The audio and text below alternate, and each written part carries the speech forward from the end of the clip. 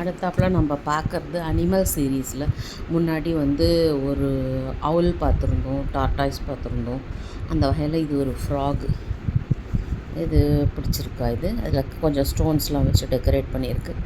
இது ஆக்சுவலி இது பிளான்டர். இது நம்ம பிளான்ட்ஸ்லாம் வைக்கிற பாட்ஸ் இருக்குல்ல, அதில் வைக்கலாம். இது ஒரு டெக்கரேட்டிவ் பீஸ் தான். இது உங்களுக்கு பிடிச்சிருக்கும்னு நம்புகிறேன்.